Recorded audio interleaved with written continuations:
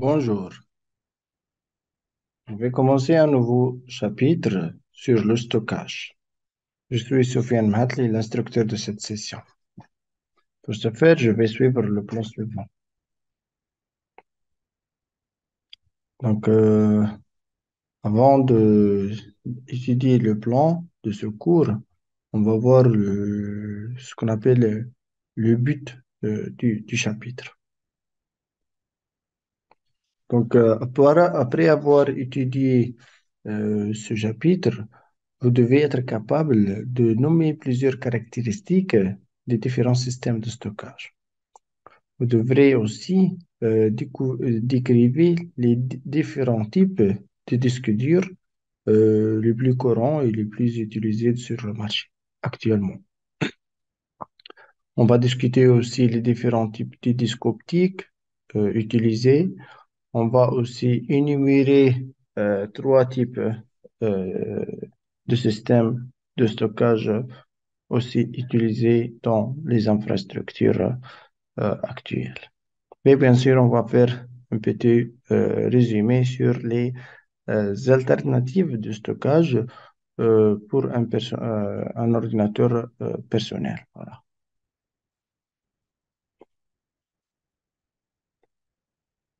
Donc, le plan est le suivant. On va détailler les caractéristiques des systèmes de stockage. On va détailler aussi les disques durs, la différence entre les disques et lecteurs optiques, les systèmes de stockage à mémoire flash et bien sûr autres types de sauvegarde ou de stockage existants et bien sûr des alternatives, autres alternatives qu'on peut les utiliser sur les machines. Donc, comme on a déjà vu dans le chapitre 2, on a vu, les mémoires RAM qui sauvegardent temporairement les instructions, les données d'un programme qui est exécuté par l'ordinateur.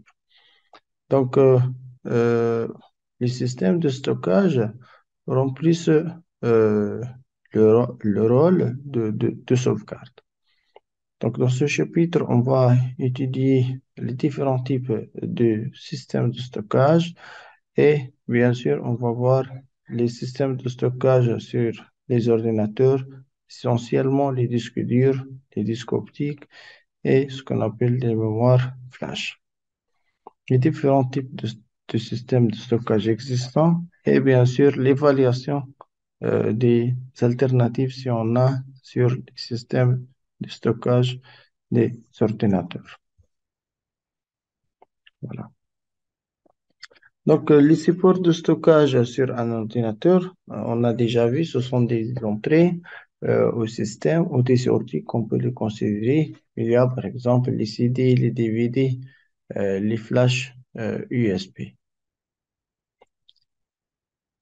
Les RAM conventionnels, ils sont volatiles, c'est-à-dire que une fois, c'est-à-dire on va faire l'exécution de quelques programmes sur la RAM et après, le contenu il va être effacé. Voilà. Donc, en cas d'effacement, donc par exemple, juste, je cite, hein, si on a une coupure d'électricité, par exemple, donc le contenu des données existantes dans le RAM, il va être disparu. Par contre, les supports de stockage ne sont pas volatiles. C'est quoi ne sont pas volatiles? C'est-à-dire même si on a ce qu'on appelle une rupture d'électricité ou autre problème, les données, ils sont là, ils sont sauvegardées. À moins que le disque, il va être, dans certains cas, il joue il y a un problème de disque. Si on a un problème de disque, peut-être les informations sauvegardées, ils vont être erronées. Voilà.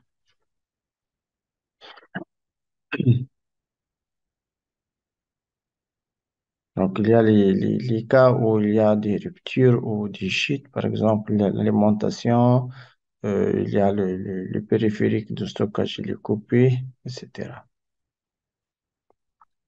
Donc, le but ici, c'est que les supports de stockage, ils sont utilisés pour le sauvegarde bien sûr, pour une utilisation future. Pourquoi on va sauvegarder? Je dois sauvegarder des informations, des documents ou autres, hein, ça dépend du média, pour une utilisation future des fichiers, bien sûr, sauvegardés.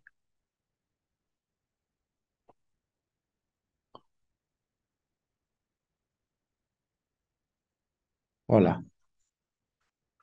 Donc, lorsque l'ordinateur reçoit une instruction nécessitant des données situées sur un support de stockage, il doit se rendre à l'emplacement désigné sur le support de stockage. C'est-à-dire, en cas où je vais faire une recherche, donc le système, il va chercher sur l'emplacement du support de stockage et il va récupérer les données demandées.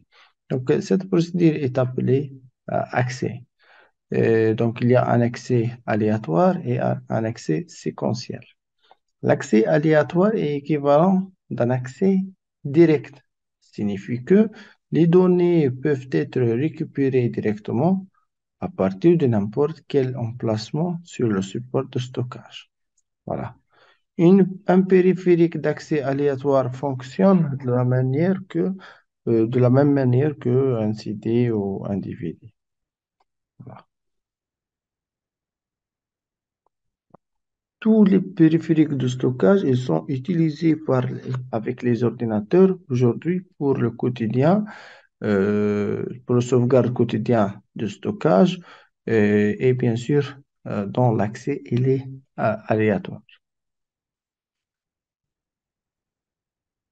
L'accès séquentiel, c'est que les données ne peuvent pas être récupérées que dans l'ordre dans lequel elles sont physiquement stockées. C'est-à-dire, je ne peux pas passer d'une séquence 1 et 2 à une séquence n que dans un seul sens. Voilà. Ici, on appelle ça un lecteur à bande magnétique. Voilà. On utilise ça généralement dans les sauvegardes des données.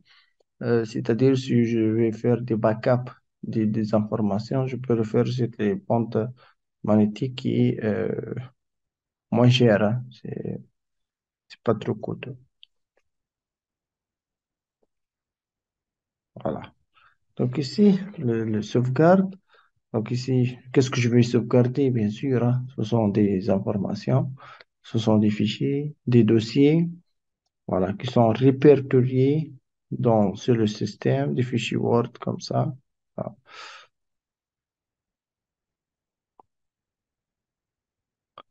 On passe maintenant aux technologies de stockage utilisées. Donc, les données sont stockées ou sauvegardées magnétiquement ou optiquement sur de nombreux types de supports de stockage. Donc, avec le système de stockage magnétique, cela signifie que les données qu'on a déjà vues, les représentations binaires 0,1, elles sont sauvegardées à l'aide des alignements magnétiques. Voilà. Mais le dispositif de stockage, il peut modifier l'alignement magnétique, c'est nécessaire, de sorte que les données peuvent être écrites sur le support, supprimées ou réécrites. Exemple de support de stockage optique. Voilà. Donc, les supports de stockage optique ils sauvegardent les données à l'aide des faisceaux laser. Donc, c'est optiquement. Donc, on connaît bien que le laser, c'est un faisceau lumineux. Voilà. Et donc, c'est de l'optique. On parle de l'optique. Donc, sur certains supports optiques, le laser grave des marques permanentes pour représenter les 0 et 1 sur la surface du support. Voilà, afin que les données ne puissent pas être effacées ou réécrites. Les données sauvegardées sur un disque optique peuvent être, dans certains cas, il est modifiable. Et pour certains du système de sauvegarde, on utilise une combinaison de technologies magnétiques et optiques. Voilà.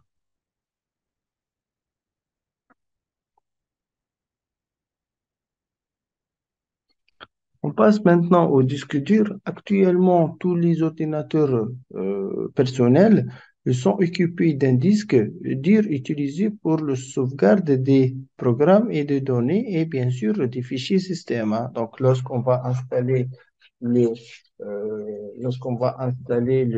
système d'exploitation quelque part sur le disque dur. Donc, les disques durs internes ne sont pas conçus pour être rétablis, c'est-à-dire dans la machine, il y a des disques durs internes. Généralement, dans ces disques, on va installer au début le système. Voilà, le système d'exploitation, peut-être un Windows 10, un Windows Server ou autre. Sauf qu'ils doivent être, s'ils doivent être réparés ou remplacés. Dans certains cas, j'ai besoin d'un remplacement ou de réparation.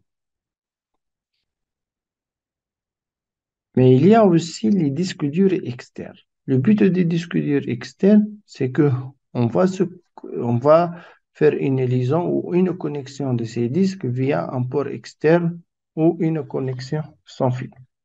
Généralement, on utilise un câble, bien sûr, pour la liaison du disque dur externe avec la machine ou le PC portable. Ils sont utilisés pour un stockage supplémentaire. Par exemple, vous avez des fichiers sur votre ordinateur et vous voulez sauvegarder des informations, des vidéos, des audios, etc. sur un autre disque. Voilà. C'est pour le backup. C'est pour qu'on peut faire de la restauration après.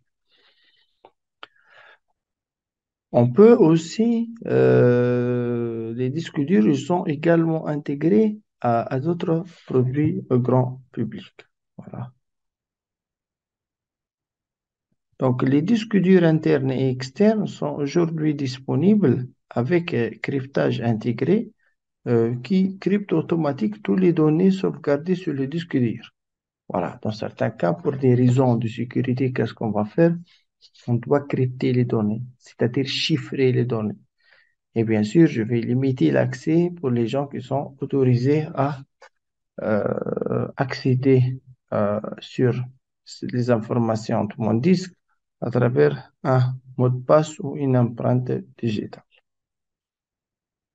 Voilà. C'est-à-dire, même si j'ai fait l'accès avec ce câble-là, au niveau de l'ordinateur, je trouve que les informations sont, je peux pas accéder au disque que en moyennant, par exemple, comme vous voyez ici, une empreinte digitale.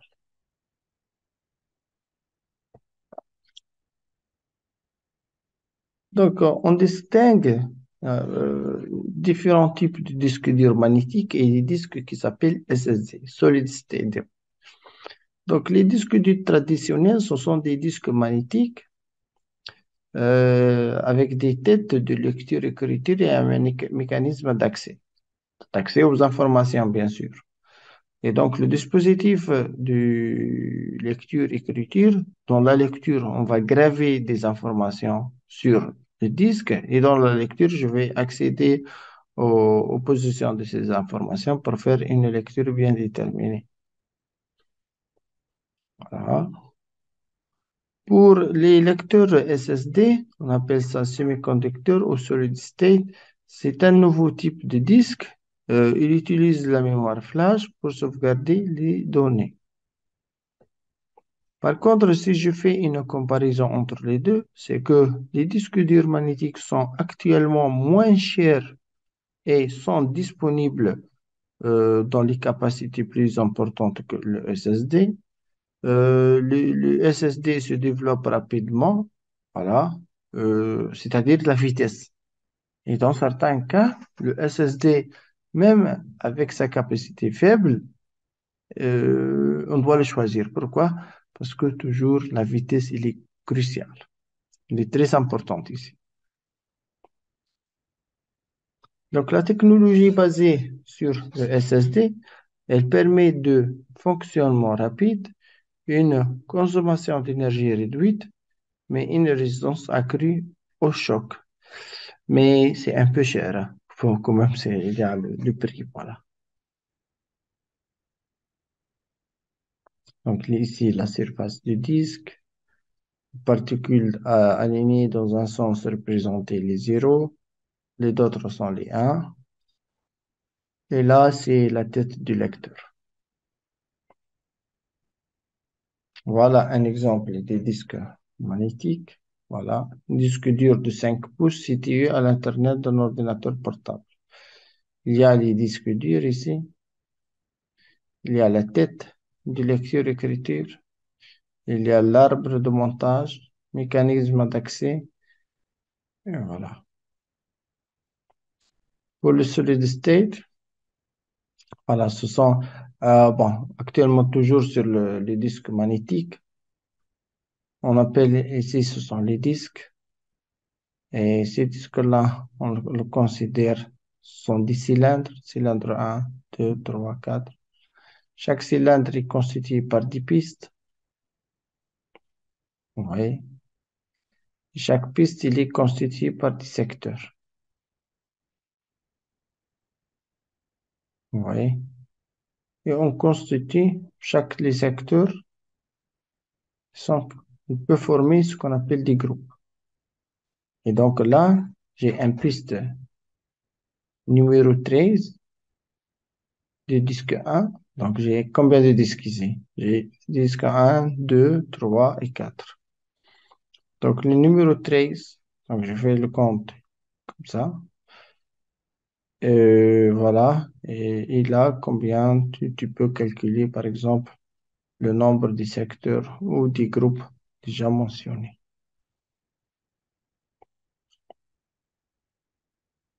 Après, on définit les disques solid state. Donc, les données ils sont sauvegardées dans des puces du mémoire flash situées à l'intérieur du disque, du lecteur. Contrairement au entraînement magnétique, il n'y a pas de pièce mobile. Voilà. Donc, il y a l'opération de ce qu'on appelle le lecteur, etc. Voilà.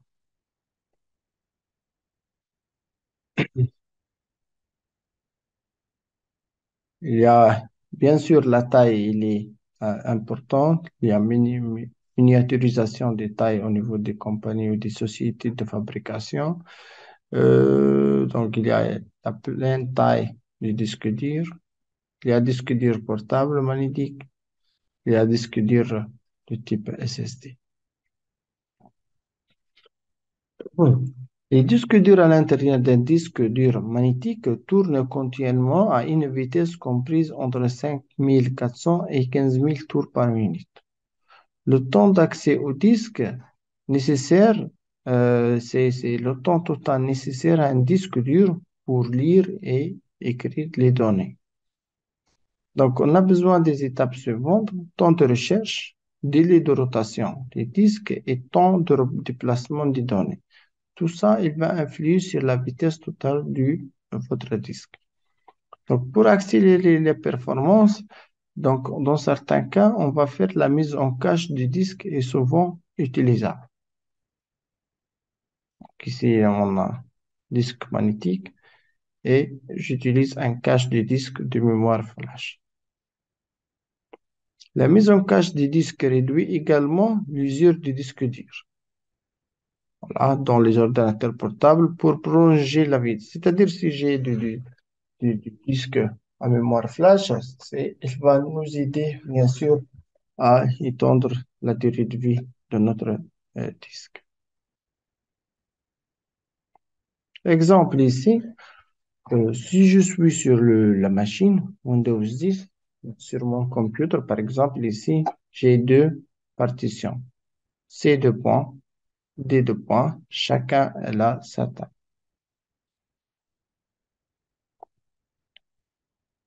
Donc, le disque dur, il va s'interfacer avec ce qu'on appelle des interfaces, hein. Et donc, on définit la première type d'interface, c'est le serial ATA, ce qu'on appelle le SATA. En fait, c'est une interface de disque dire interne, c'est la plus courante sur les ordinateurs existants aujourd'hui sur le marché. Donc, elle est plus rapide que le PATA. Cela signifie que les disques durs SATA occupent moins de place à l'intérieur de l'unité centrale. Donc, généralement, les disques durs externes se connectent le plus souvent à l'intérieur, à l'ordinateur via un port USB. Voilà. Les interfaces de disques durs les plus couramment utilisées sont les interfaces du serveur, ce qu'on appelle SCSI ou SAS.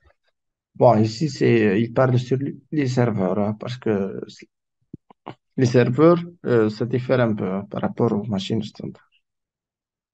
Bon, ce sont des interfaces, voilà, qui s'appellent SCSI.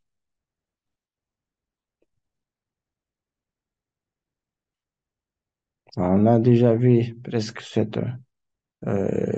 les disques, voilà, les disques, les secteurs, les pistes, voilà, et la lecture et l'écriture des données. La représentation des données sur le disque est généralement, c'est un disque optique, donc c'est du laser, et donc là, je vais écrire généralement le 1 et 0.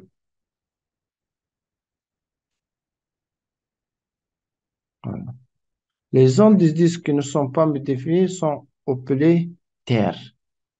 Lorsque le disque est lu, la quantité de lumière laser réfléchie pour le disque change lorsque le laser atteint une transition entre creux et un mais plat. Bon, ici, c'est la partie écriture, hein, c'est des détails techniques. Lorsque le lecteur optique détecte une transition, elle est interprétée comme un 1. Aucune transition, elle est interprétée comme un 0. Pour les lecteurs optiques, donc pour les disques optiques, on distingue trois catégories, les CD, les DVD et les bons. Ils peuvent être en lecture seule, enregistrés et réinscrits. Peuvent utiliser la norme plus ou moins, peuvent être des disques monocouches ou double couche. Voilà. Ils sont conçus pour être lus par les disques optiques et le type de lecteur optique utilisé doit prendre en charge le type de disque optique utilisé. Voilà. Les disques optiques achetés sont souvent un titre et un autre texte imprimés sur une face. C'est-à-dire, il y a une face d'écriture et une face où on peut faire la lecture. Ils sont insérés dans le lecteur optique avec la face imprimée vers le haut. Voilà, la face imprimée doit être toujours vers le haut. Donc, il y a un seul sens de mettre le CD ou le DVD dans son emplacement. La gravure, c'est le processus d'enregistrement des données sur un disque dur optique enregistrable ou réinscriptible. Pour graver un disque, le lecteur optique utilisé doit prendre en charge la gravure. Dans certains cas, on parle de la graveur. Ah, donc, c'est un équipement dans lequel je vais mettre le CD pour être gravé. Un CD vierge, pas un DVD vierge. Donc, qu'est-ce que j'ai besoin d'installer? J'ai besoin d'installer un logiciel de graphie de CD ou de DVD qui est requis. Bon, ce logiciel est fourni actuellement. Donc, un lecteur externe qui se connecte via un port USB peut être utilisé avec la plupart des ordinateurs.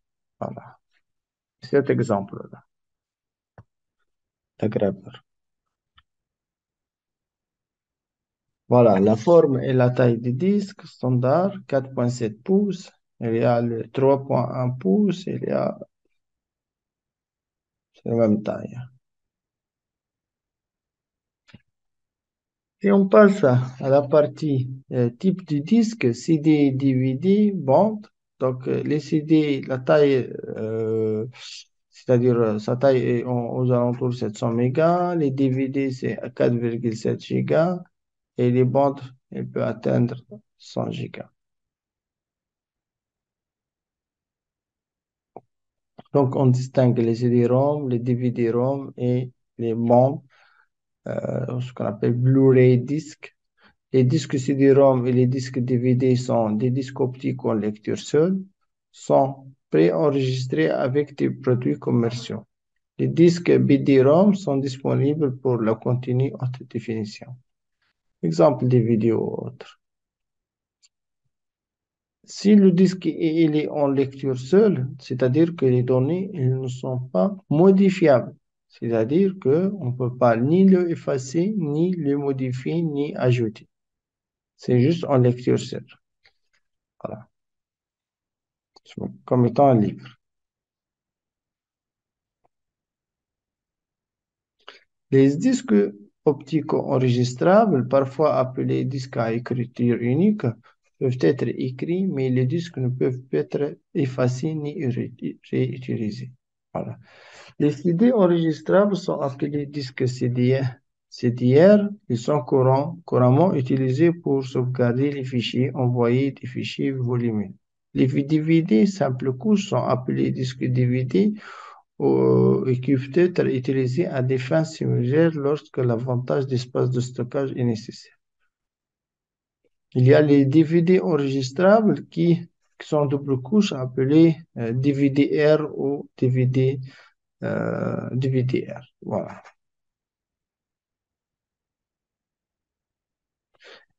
Voilà. Les disques durs réinscriptibles, ce sont des disques qui peuvent être écrits, effacés et érasés, tout comme les disques durs magnétiques.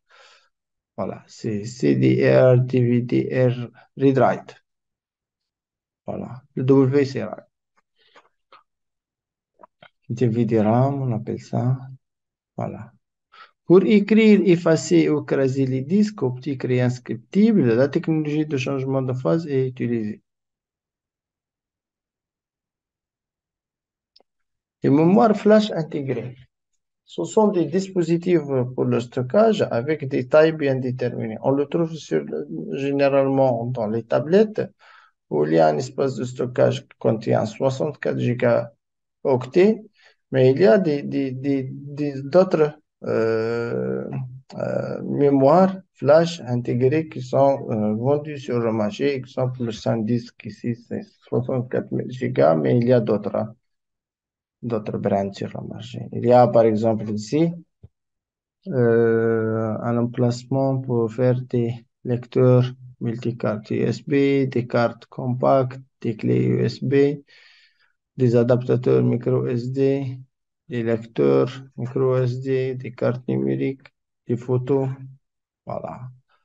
On a des entraînements conventionnels. On va explorer hein, ce qu'on a sur le marché. Conduite conventionnelle personnalisée, drive portefeuille personnalisé, etc. Outre ça, on peut distinguer d'autres types, bien sûr, de sauvegarde. Donc, elles apparaissent sur le réseau. Donc, c'est-à-dire que je peux sauvegarder, je suis sur une machine sur le réseau et je peux sauvegarder sur une autre machine. Voilà. On parle de dossiers partagés. Par exemple, ici, nous sommes dans une classe où je peux faire du partage du fichier entre des différents machines de classe. Et après, je peux accéder à ces fichiers-là dans le dossier partagé en moyen de la connexion réseau, bien sûr. Donc, il y aura de la liaison réseau que ce soit Wi-Fi ou câblé. Voilà, ici, c'est un dispositif de stockage qui s'appelle NAS. C'est un périphérique, par exemple, ici, avec sa taille 16 Tera.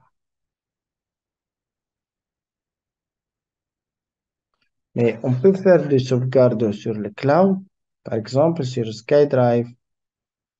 On peut faire de la synchronisation entre des fichiers en premise ou sur le cloud. En fait, Microsoft, elle offre une solution pour le sauvegarde sur le cloud. Elle s'appelle OneDrive. Mais il faut acheter des licences. On appelle ça des licences de type Office 365. Et après ce 365-là, il nous offre ce qu'on appelle le OneDrive avec une capacité de 1 Tera. C'est-à-dire que si vous êtes dans une entreprise, les fichiers qui sont générés par vous, ils vont être sauvegardés quelque part dans un emplacement spécifique sur le OneDrive.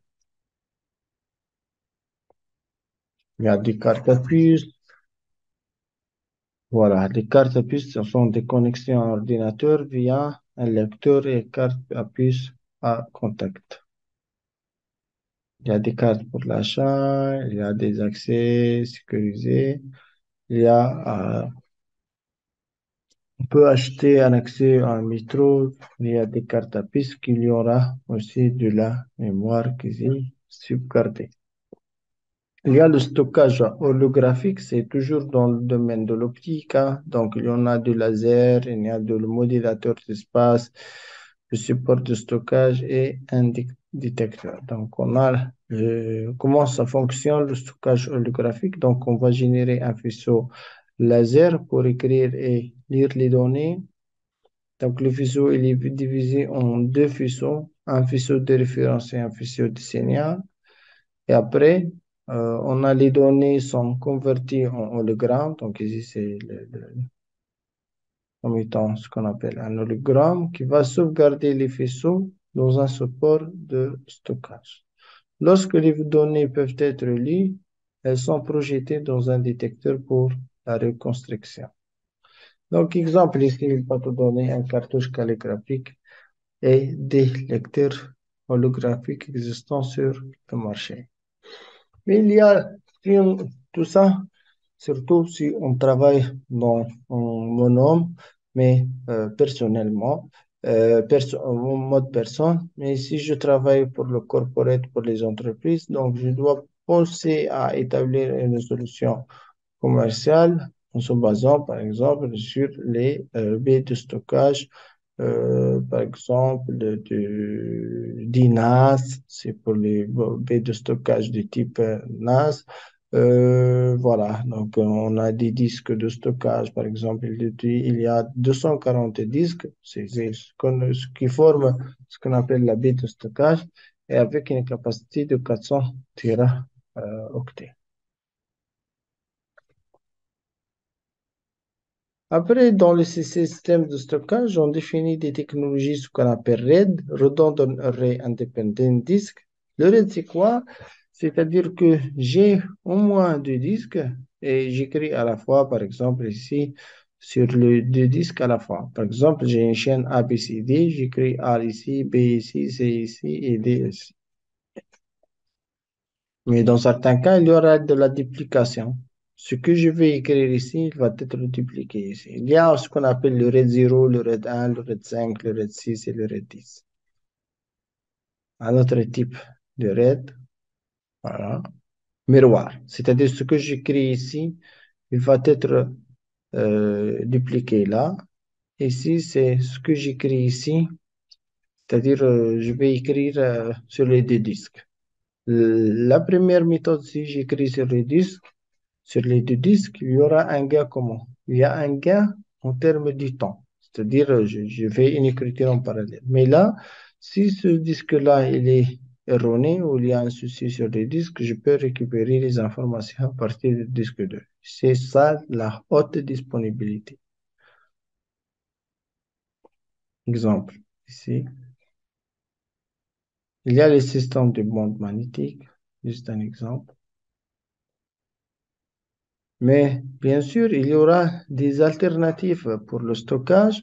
Donc, les alternatives du stockage sont souvent comparées en pesant un certain nombre de caractéristiques de produits et de facteurs de coût.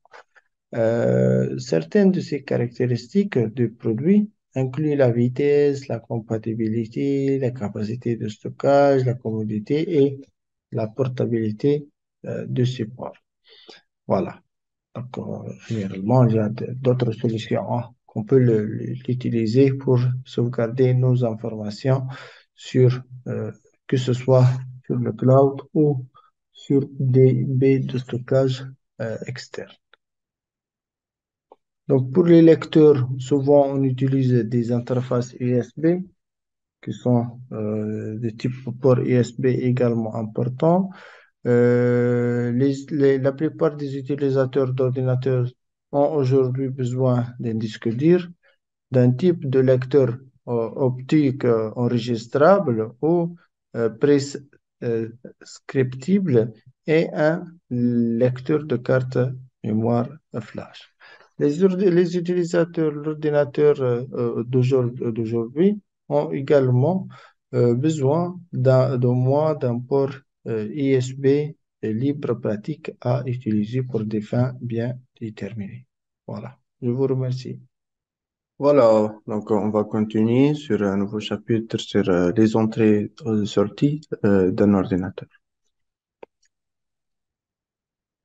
Donc, après avoir terminé ce chapitre, vous serez capable d'expliquer les différents types de claviers existants largement dans euh, euh, notre monde d'utilisation des ordinateurs, surtout dans les entreprises ou bien sûr des utilisations personnelles. Vous devez être capable de énumérer les dispositifs de pointage.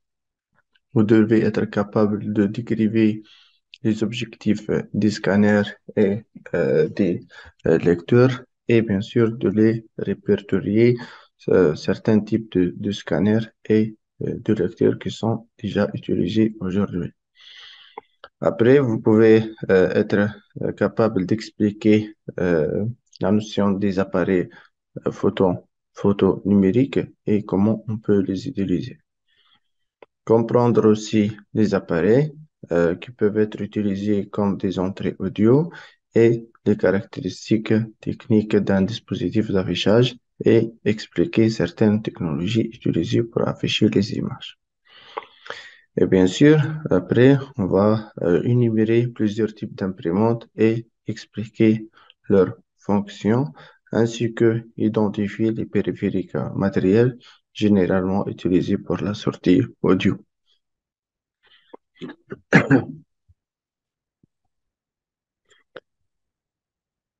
Donc, généralement, ce chapitre se concentre sur le matériel conçu pour saisir les données, c'est-à-dire les données qui sont une input ou en entrée pour fournir des résultats à l'utilisateur une fois les données traitées. Les périphériques d'entrée les plus couramment utilisés sur les ordinateurs, on va les détailler aussi. Il y a des matériels conçus pour capturer les données sous format électronique. Il y a aussi du matériel ou du périphérique, ce qu'on appelle des sorties. On a déjà initié ça dans le chapitre 2, c'est-à-dire les écrans, etc. La plupart des sorties se produisent sur un écran, comme j'ai dit, ou sur un papier en moyennant d'une imprimante. Les différents types de dispositifs d'affichage qui sont utilisés et exploitables aujourd'hui, on va les détailler. Et bien sûr, comme j'ai dit, les imprimantes et les périphériques utilisés comme pour les sorties audio, on va aussi les expliquer. Donc, ce chapitre se concentre essentiellement sur les différents types de périphériques d'entrée-sortie, les plus utilisés sur le marché actuellement. Donc, je commence au premier lieu par les claviers.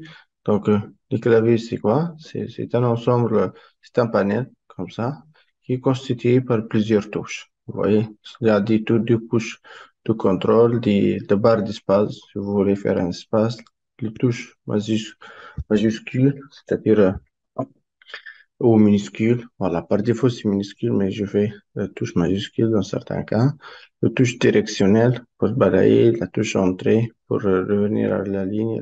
Le clavier le numérique, c'est taper les 0 et 1 et quelques, le 2, 0 à 9. C'est un pavé numérique de 0 à 9 avec quelques caractères comme l'étoile, etc. La touche supprimer, la touche insérer.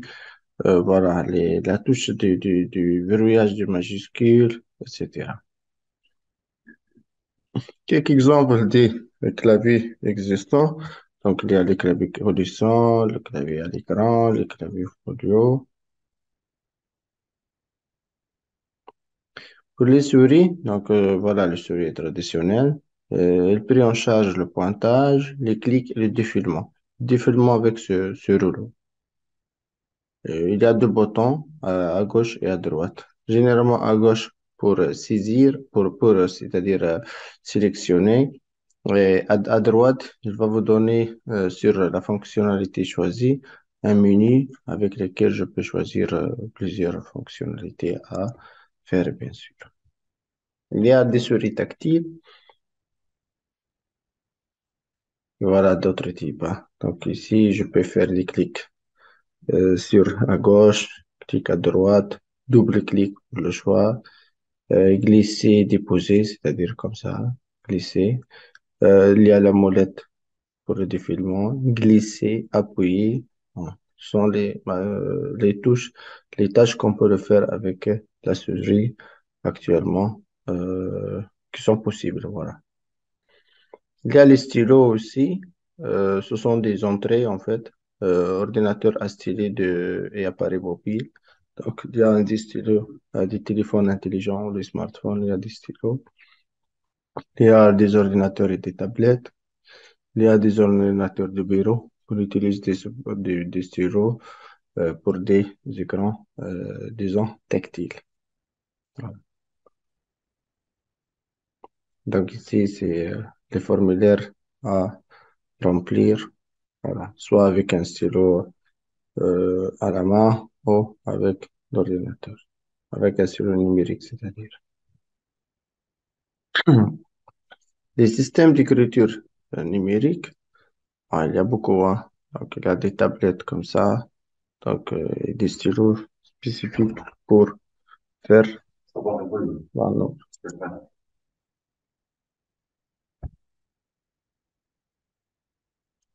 Voilà. Donc, c'est ce système d'écriture numérique dans lequel il y a des chemins. Donc, il y a des tablettes, des stylos, euh, des tablettes comme ça, des dispositifs de capture de signature dans certains cas. Il y a des tablettes graphiques, donc appelées tablettes à stylet ou tablettes numériques.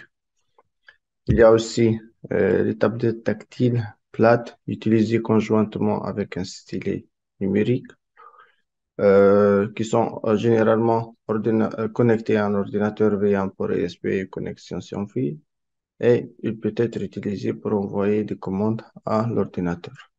Voilà. Il y a aussi des dispositifs de capture de signature.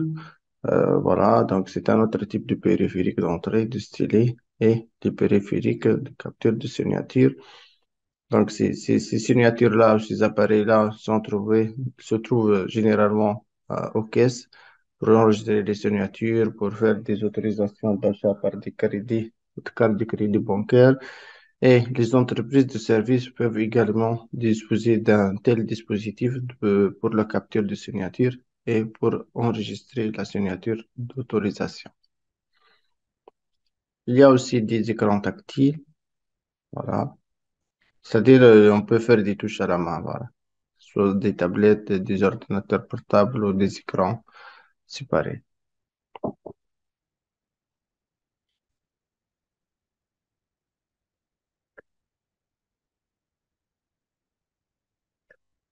Voilà, donc après, on a les appareils de jeu. Si je vois un exemple des appareils de jeu, il y a des contrôles de guitare, manettes de jeu, manettes de volant. Il y a les trackballs, exemple, trackballs. Il y a les boutons et molettes de contrôle.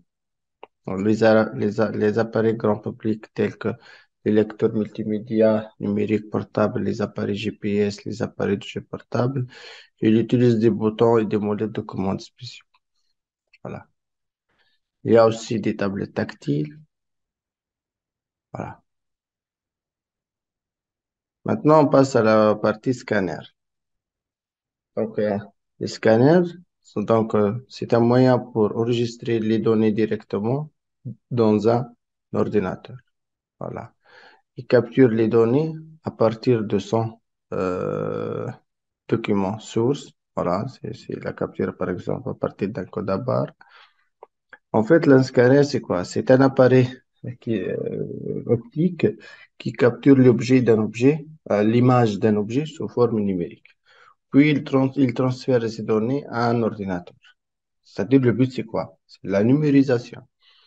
L'intégralité du document saisi sous la forme d'une seule image peut être bien sûr redimensionné et traité après. On peut insérer dans d'autres documents, on peut publier sur une page web, on peut l'envoyer par courrier électronique à quelqu'un. Et bien sûr, on peut l'imprimer et le traiter avec d'autres images ou moyens logiciels graphiques. Les types de scanners existants, on a les scanners à plat, il y a les scanners portatifs, il y a les scanners intégrés. Ce sont des exemples, ça dépend de l'application, bien sûr. La qualité de résolution, voilà, donc il y a un peu flou, là, il y a du netteté, donc ça dépend du nombre de pixels. Ici, j'ai 600 pixels. Les pixels, ce sont le nombre de points qui va définir l'image, voilà. Donc ici, 86 points. Bien sûr, cette image, c'est plus net que cette image. Il y a aussi les codes, les lecteurs de code à barre. On a défini les codes ISBN, les codes CAP, code de la barre de données, les codes de courrier intelligent, les codes 39 codes, les QR codes. Utilisement, sont beaucoup utilisés ces QR codes actuellement sur le marché. Il y a des codes à barre fixe, c'est-à-dire là, je vais vérifier par exemple le prix d'un tel objet. Le lecteur de code à barre portable utilisé pour, voilà, c'est mobile. Il y a de la mobilité. Il y a code à barre intégré, comme ça, sur des smartphones, etc., via des applications bien déterminées. Il y a aussi les lecteurs d'authentification par radiofréquence. On appelle ça le RFID. Radio Frequency Identification System. Voilà.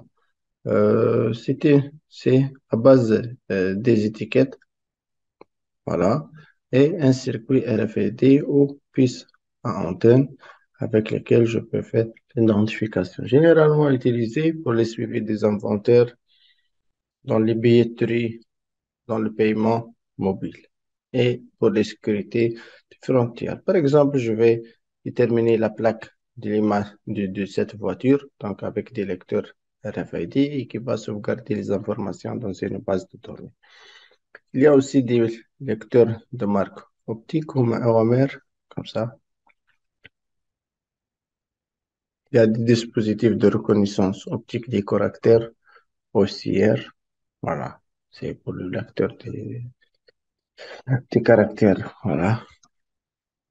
C'est-à-dire, en fait, c'est le traitement d'image, hein. Donc, parce que ça paraît comme une image. Il y a les lecteurs de reconnaissance des caractères à encre magique. Voilà. Pour les billetteries des billets de monnaie. Pour vérifier, bien sûr, si les monnaies n'est pas falsifiée, surtout pour les banques, les agences, voilà. Il y a les lecteurs biométriques. Voilà. Avec des empreintes digitales, les appareils mobiles. Il y a là les appareils photo numériques, c'est-à-dire prendre photo. Donc, Sony ici, c'est un leader international dans la partie fabrication des appareils photo. Il y a les supports de stockage pour les appareils photo, il y a des appareils photo professionnels. Et tout ça, c'est quoi? C'est-à-dire, on va numériser l'image et on peut le traiter après à travers un ordinateur bien déterminé. Il y a les caméras vidéo numériques. Il y a les caméras vidéo intégrées, c'est-à-dire un PC. Voilà. Je passe maintenant à la partie audio ou entrée. Les systèmes d'entrée vocale et de reconnaissance vocale. L'idée, c'est quoi? C'est que cette personne, elle va utiliser un microphone qui annule le bruit de fond et entre le parleur dans l'ordinateur.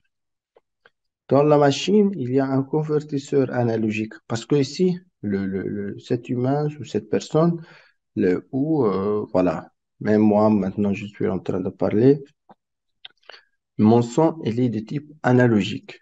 Et donc, l'idée sur la machine, elle est une machine numérique. Et donc, dans certains cas, il y a un étage de conversion. C'est ce qu'on appelle la carte son. La carte son, il va faire la conversion analogique numérique du signal. Voilà. Et bien sûr, on va convertir le son analogique vers du numérique. Et bien sûr, je peux le taper quelque part avec des logiciels de reconnaissance du voix. Hein. Je peux écrire les paroles déjà prononcées. Exemple du système d'entrée, voilà, de musique surtout, dans les laboratoires et ou les studios pour la musique. Il y a aussi les dispositifs d'affichage.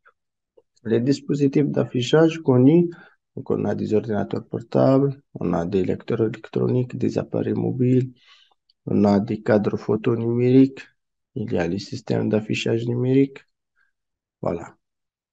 Il y a aussi les écrans couleur ou monochrome qui sont des dispositifs d'affichage qui forment les images en éclairant les configurations appropriées du pixel. Bon, le pixel, c'est un point, voilà. Les dispositifs d'affichage peuvent être des écrans monochromes ou des écrans couleur. La plupart des moniteurs et dispositifs sont des écrans couleur. Voilà. Il y a plusieurs moniteurs ou des écrans. Voilà, c'est un exemple. Écran plat. Il y a aussi des affichages supplémentaires pour appareils mobiles. C'est comme étant une extension, en fait. Là, il y a la taille et rapport hauteur-largeur. Donc, en fait, la taille de l'appareil d'affichage est mesurée en diagonale d'un coin à un autre. Voilà. Les écrans de l'ordinateur de bureau, elles varient elles varient entre 19 et 30 pouces. Bien sûr, ça dépend. Bien sûr, après, il va s'influer sur les prix, bien sûr.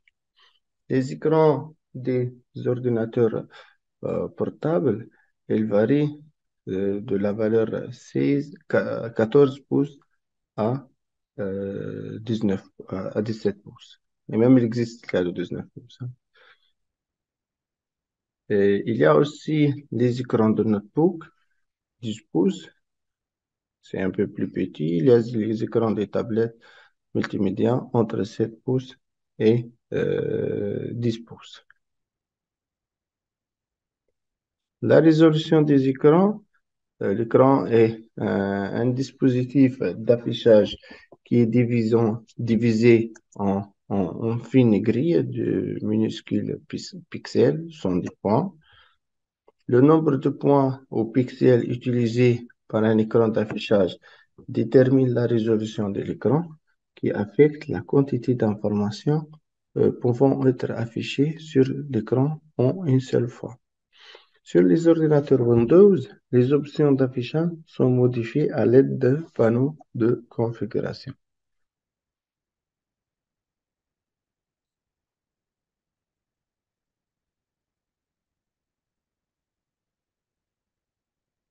Passons maintenant aux adaptateurs vidéo et interfaces de port.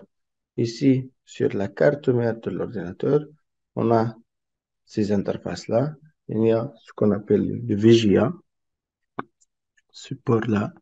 Il y a le HDMI. Et bien sûr, pour chaque port, il y a un câble spécifique. Hein. On appelle ça un câble VGA, un câble HDMI, un DVI. Et bien sûr, par exemple, ici, si j'ai cet ordinateur et je veux faire, par exemple, comme ça, une projection vers ce qu'on appelle un autre appareil qui fait un rétroprojecteur, comme ça, et il va, euh, comment faire? Il va afficher, voilà, il va afficher un texte, par exemple, sur le mur de la classe. Voilà. Un enseignant, il utilise ça pour projeter le cours sur le mur ou un tableau spécifique pour que tout le monde puisse regarder le support de cours de la session. On peut utiliser aussi les ports type HDMI. Il y a d'autres types. Hein. Par exemple, ici, un câble TV qui se connecte comme étant un périphérique d'affichage. Il y a les écrans filaires ou sans fil. Voilà.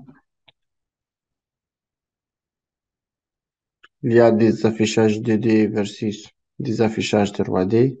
Donc, généralement, les affichages existants sont de type 2D, c'est-à-dire dans le plan 2D. Mais dans certains cas, on fait des dispositifs de sortie tridimensionnels, 3D. Donc ici, généralement pour le 3D, donc on va ajouter ce que le 2D c'est comme ça, c'est une représentation dans le plan. Le 3D c'est comme ça. Donc, hop, c'est-à-dire une représentation dans l'espace. Et cette représentation, elle nécessite par exemple des lunettes 3D spéciales pour qu'on puisse faire l'affichage.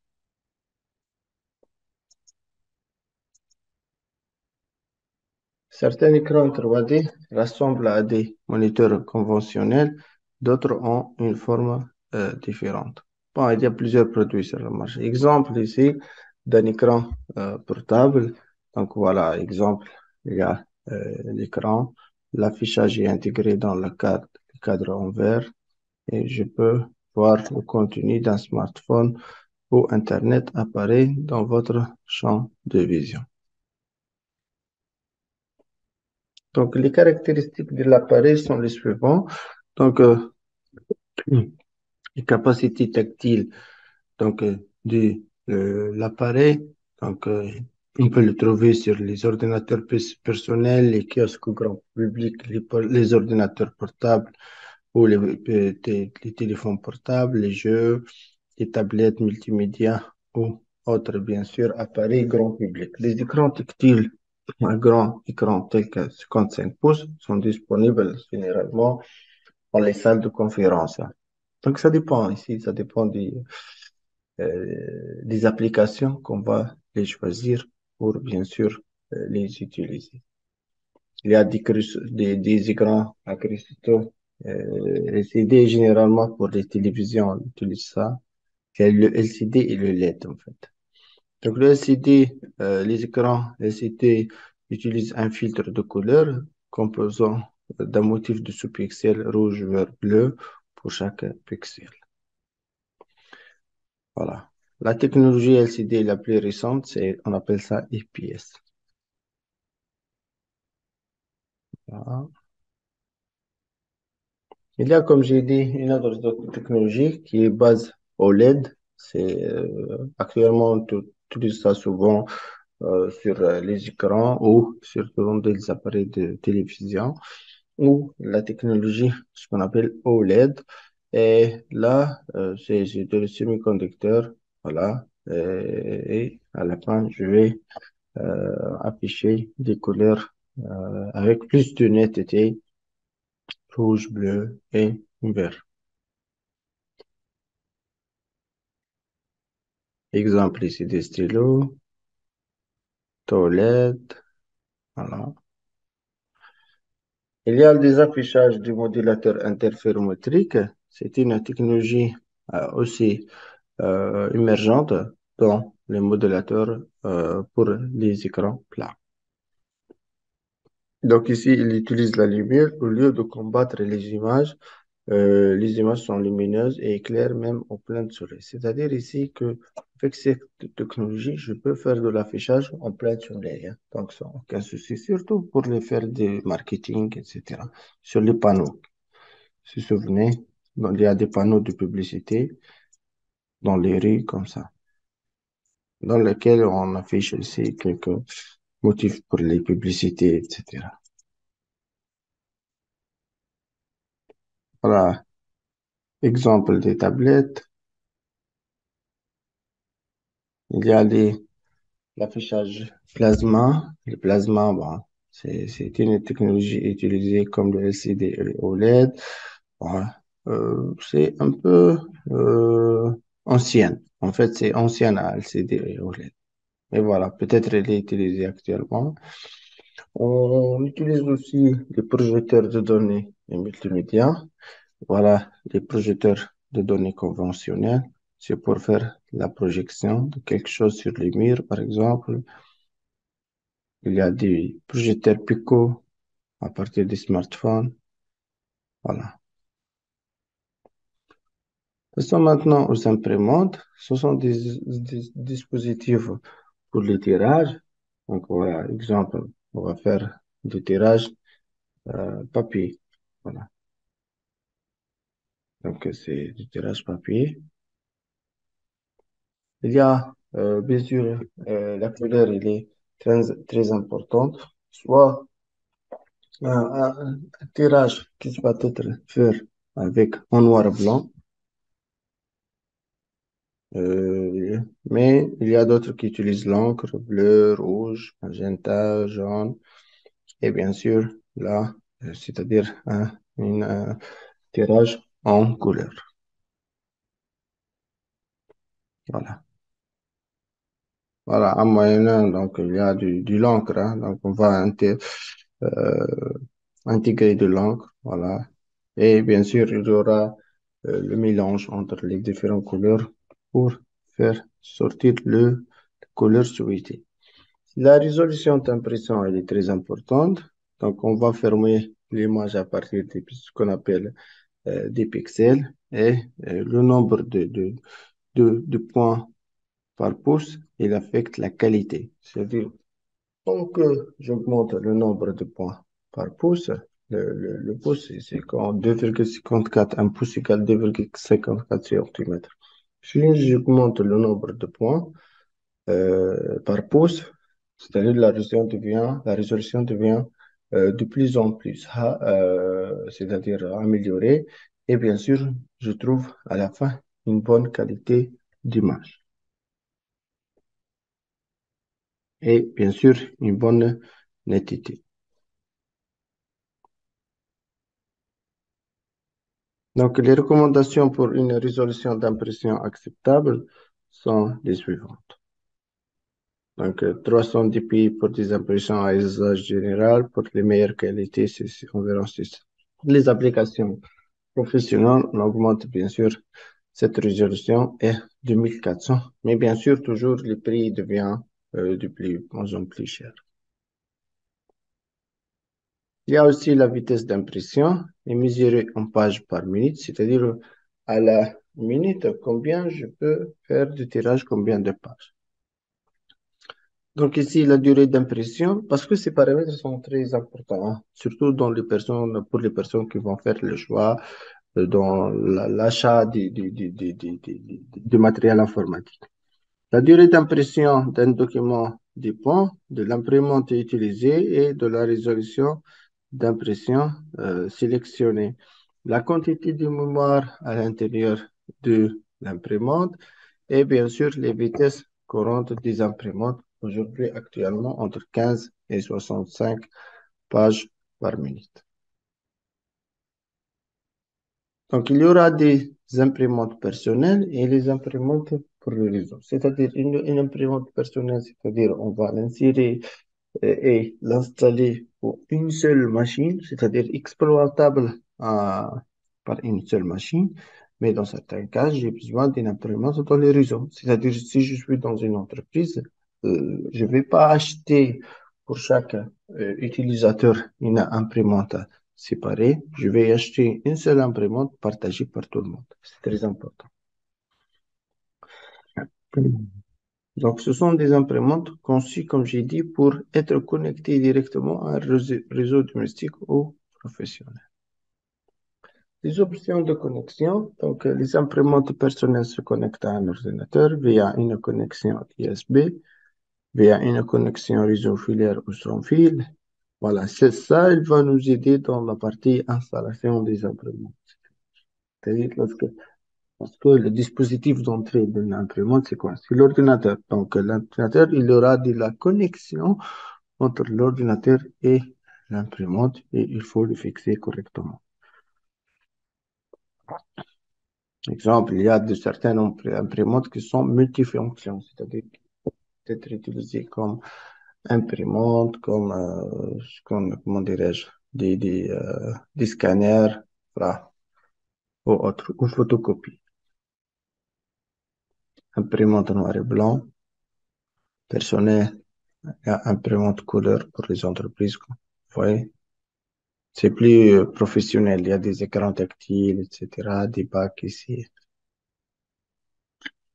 Il y a les imprimantes à jet d'encre, imprimantes à jet d'encre, voilà. Et là, il faut fixer chaque fois si l'encre va être, c'est-à-dire, il faut fixer toujours le niveau de l'encre et acheter toujours les cartouches. Et dans certains cas, il y a beaucoup de gens qui font les cartouches recyclables. Vous voyez, très important. Et il y a d'autres imprimantes spéciales, exemple pour les codes à barres, d'étiquettes, les imprimantes photo. Voilà, ce sont spéciales pour imprimer des photographies. Euh, donc, ils peuvent être connectés à un ordinateur pour imprimer des photos sauvegardées sur un disque dur. Et la plupart des imprimantes photos peuvent être imprimées des photos directement en connectant un appareil physique ou sans fil à l'imprimante. Donc ici, imprimante portable intégrée pour photos minutes en une minute. Il y a les imprimantes à jet d'encre grand format, par exemple, parce que toujours on ne va pas faire des formats A4, peut-être on va faire des A3, A2, etc. C'est-à-dire pour les grands formats. Et c'est très important, surtout pour les affichages, des plans ou des affichages grand public. Il y a aussi les imprimantes 3D. Vous voyez. Passons maintenant à la partie sortie audio. Donc, pour la sortie audio, on définit des haut-parleurs d'ordinateur, des stations d'accueil pour tablettes, des casques, voilà. Donc, voilà, ce cours, il est divisé sur deux parties. Voilà. La première partie qu'on a déjà vue, c'est sur les, ce qu'on appelle les périphériques des ordinateurs. Donc, on a vu ce qu'on appelle les entrées, les sorties. Bien sûr, hein, on va détailler et énumérer les différents éléments d'input, output d'un ordinateur. On a vu aussi dans une autre partie le dispositif des mémoires sur l'ordinateur et les moyens, ce qu'on appelle du stockage, hein. Donc, les éléments de stockage, on a détaillé les disques, etc. Et voilà, j'espère que ce cours a été bénéfique pour vous. Et je passe maintenant à une partie, comment dirais-je, pratique, hein, pour faire une simple démonstration sur ce qu'on a déjà vu. Donc, je suis sur ma machine Windows 10. Donc, ici, c'est la machine Windows 10. Donc, pour gérer, je commence par les disques. Donc, pour gérer les disques, je peux, dans ce barre de recherche, je peux taper disque et je dois chercher, par exemple, il y a ce qu'on appelle disk management. Voilà, c'est très important. Create et format hard disk partition. C'est un panel pour gérer les disques. Vous voyez ici. Et dans ce panel pour gestion des disques, par exemple, sur ma machine locale, j'ai combien? J'ai un disque de sauvegarde 1, c'est le D2 avec une capacité combien? C'est environ 500 gigas. Il y a le disque sauvegarde 2, c'est, c'est le E2, c'est aussi 500 gigas. Et on a un disque C qui est 118 gigas. Vous voyez, actuellement, qu'est-ce que j'ai? Trois disques. Je peux vérifier. Voilà. Un, deux, trois. Donc, j'ai trois disques sur la machine. et chacun il a une capacité. Bon, ils sont pleins les trois disques actuellement. Qu'est-ce que je vais faire? Cette partition, j'ai mis le système d'exploitation Windows et pour l'autre, j'ai fait des partages ou de sauvegarde des fichiers personnels de mon travail. Voilà. Donc voilà le CD point.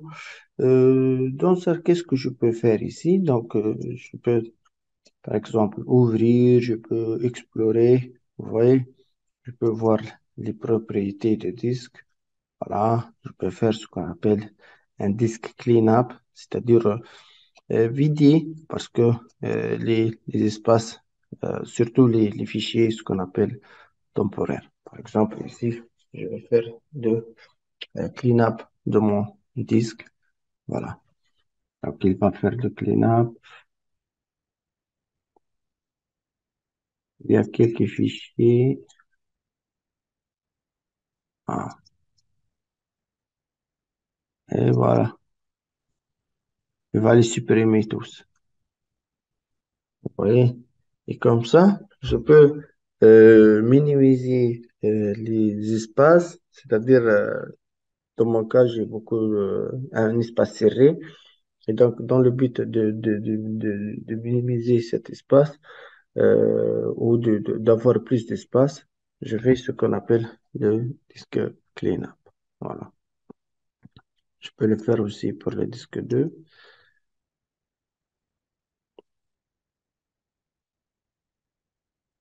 Ah, c'est vide. On va voir. Je peux faire des compressions pour les disques pour sauvegarder, pour bien sûr compresser les fichiers pour avoir plus d'espace. Je peux voir sur le deux points. Voilà. Il y a la corbeille. Donc, je peux faire aussi de la suppression des informations de la corbeille du disque.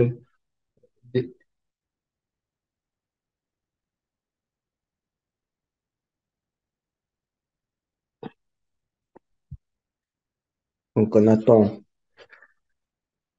le clean-up du disque.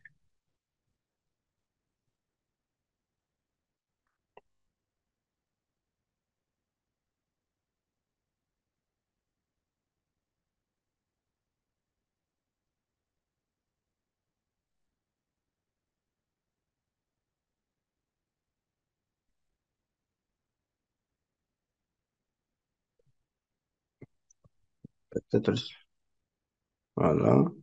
Il y a d'autres informations sur le disque. Il y a Tools pour check s'il y en a des erreurs sur le disque. Donc, je peux faire des scans des drives.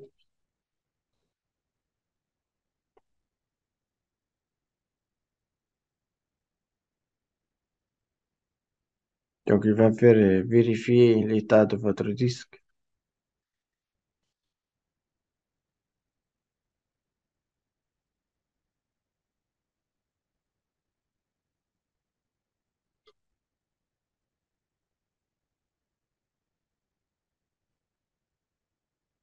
Voilà. Donc, le disque a été scanné. Il va te donner des détails dans les event viewers, sur les logs. Il n'y a rien. Je peux vérifier le hardware. Voilà. Donc, il te dit que le check disque est exécuté. Voilà. Mais il n'y a pas beaucoup d'erreurs. Il n'y a pas de problème. S'il aura des problèmes, il va t'afficher les détails, bien sûr, ici.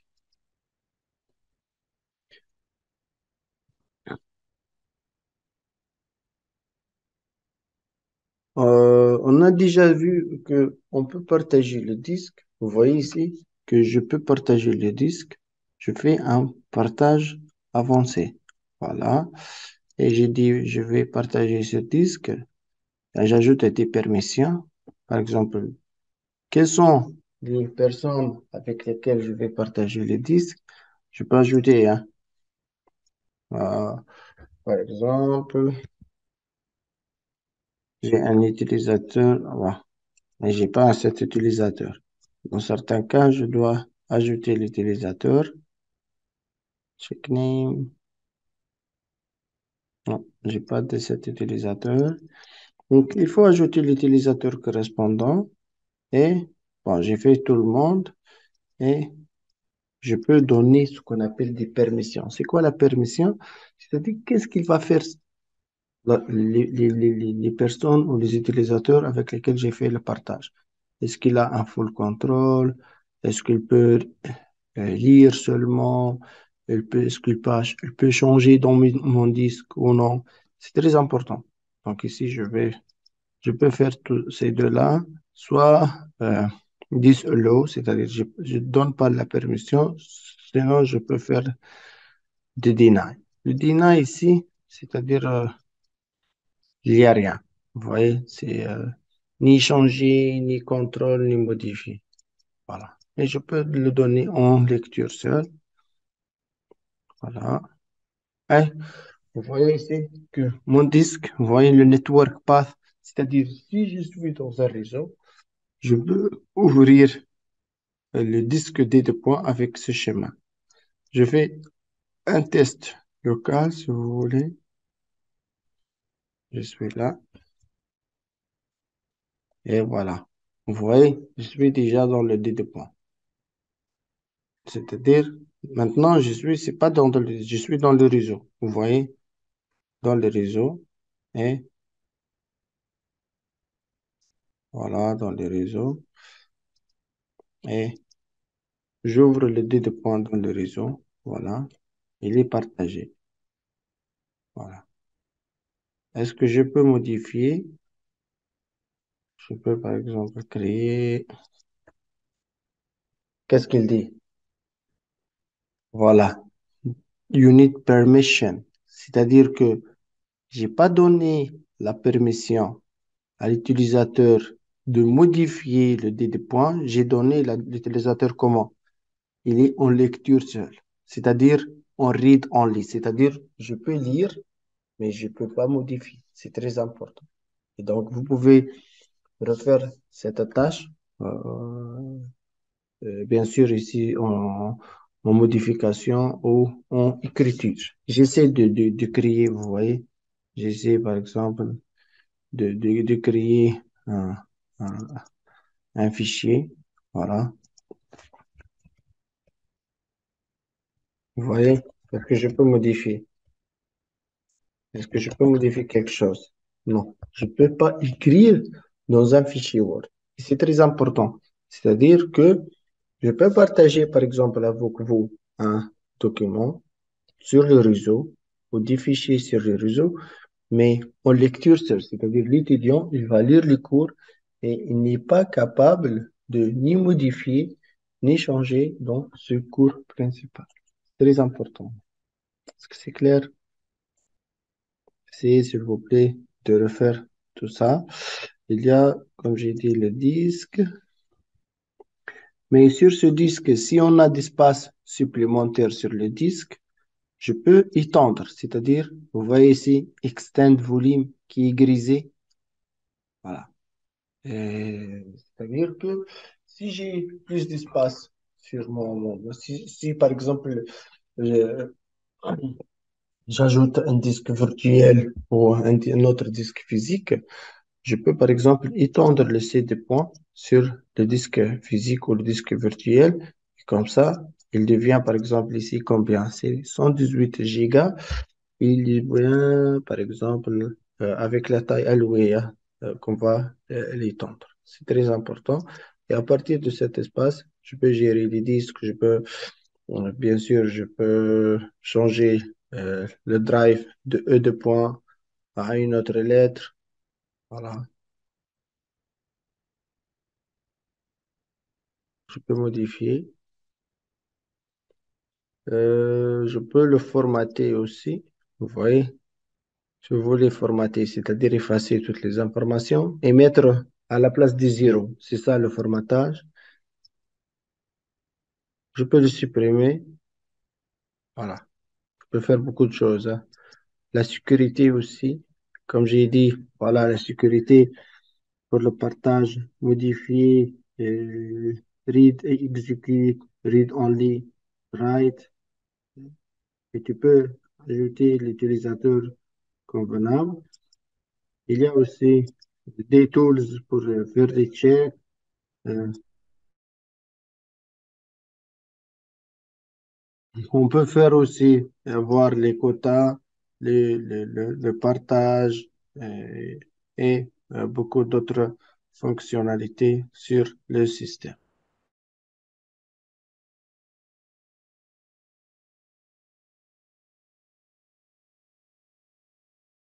Ce que je recommande, c'est de faire ces simples manipulations pour bien comprendre la partie disque ou gestion du disque. On peut aussi passer à la partie résolution. Donc, avec la partie résolution, c'est très simple. Vous avez ici donc display setting ou affichage, paramètres d'affichage. Et là, sur le Windows, vous pouvez faire beaucoup de fonctionnalités, soit sur le stockage. Donc ici, il va vous donner des fonctionnalités de stockage. Il va vous donner combien le CD point il va consommer en termes de fichiers temporaires, etc. Ou d'autres fichiers pour avoir une idée sur les statistiques. Et bien sûr, vous pouvez supprimer quelques éléments si vous voulez. Quoi d'autre? Pour l'affichage, c'est le suivant. Donc, vous pouvez ajouter, vous voyez, la netteté voilà, d'affichage. Pour Night Black, c'est pour euh, s'il y a le blanc la nuit. La taille d'affichage, 160 ou 100%, 125 ou 75%, c'est-à-dire c'est pour minimiser l'affichage de l'écran. La résolution, vous voyez ici la raison. Je peux augmenter la résolution. Donc, je peux le changer, bien sûr, hein. C'est à vous de choisir. Et voilà, hein. Donc, je peux modifier l'affichage de l'ordinateur facilement à travers ces paramètres bien définis. Voilà. Je peux changer aussi les paramètres de son. Donc, si j'ai par exemple ici, actuellement, j'utilise le haut-parleur du carte son déjà intégré, je peux ajouter du son, c'est-à-dire augmenter ou minimiser, c'est-à-dire le volume de son. Dans certains cas, si vous avez des problèmes, vous pouvez faire du troubleshooting, c'est-à-dire de dérangement pour voir les devices qui sont ou les équipements périphériques qui sont installés. Et donc, vous avez beaucoup de choses, voilà, à faire. Donc, il y a aussi un élément, d'autres éléments importants qui s'appelle équipement ou périphérique ou device manager. Et dans ce device manager, c'est une console qui va vous donner l'affichage de tous les éléments de votre console ou de votre ordinateur. Voilà. Donc ici, on a tous les paramètres. Je suis là sur cette machine qui s'appelle desktop. Sur cette machine de desktop, je trouve tous les éléments, ce qu'on a déjà vu en classe.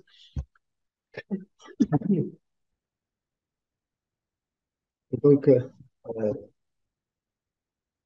là, je peux voir ce qu'on appelle les audios input-output, ce qu'on a déjà vu dans la partie théorique.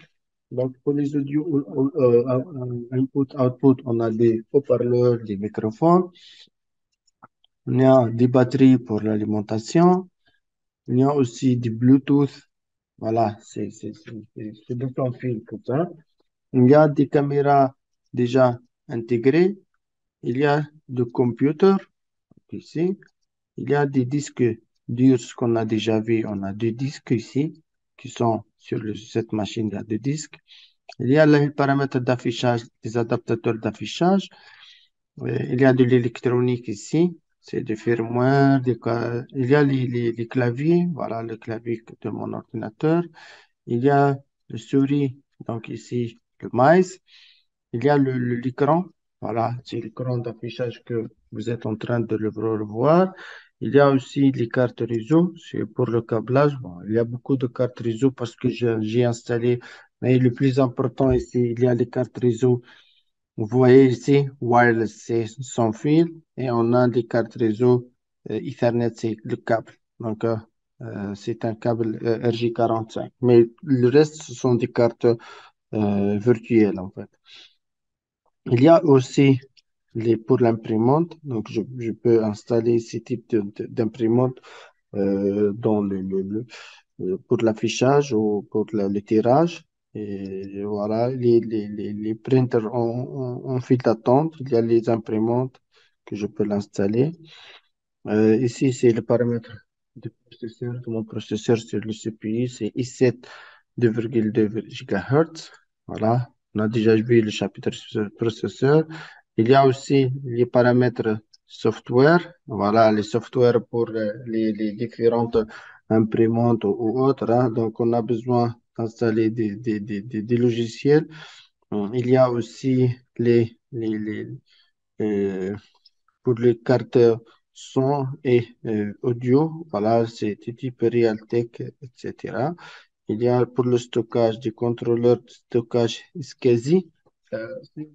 Ces contrôleurs-là sont importants parce que dans certains cas, on va faire la liaison entre cette machine avec une baie de stockage. Et dans ce cas, je dois utiliser ces contrôleurs de stockage pour les configurations de, euh, du contrôle ou la configuration de la connexion entre la machine et une baie de stockage avec, bien sûr, ce qu'on appelle les protocoles SCSI, NVMe ou autres. Il y a aussi les device systems. Voilà, ce sont des équipements, des périphériques du système. Et finalement, il y a des contrôleurs et des puces. Donc, comme ça, vous avez une vue globale sur le matériel utilisé en entrée et en sortie. Et vous avez aussi les moyens pour aller chercher ce qu'on appelle, est-ce que l'équipement ou le device il est bien installé sur la machine ou non? Est-ce que le device a un souci sur ma machine, oui ou non? Donc, vous avez tous les moyens, que ce soit sur les disques ou la gestion des disques, comment ajouter des disques, comment formater, comment supprimer, faire des removes, etc. Ou bien sûr à travers ces moyens pour voir les différents périphériques déjà installés sur votre machine. Je vous remercie pour votre attention. J'espère que cette séance de cours et du pratique démonstration a été bénéfique pour vous et à la prochaine.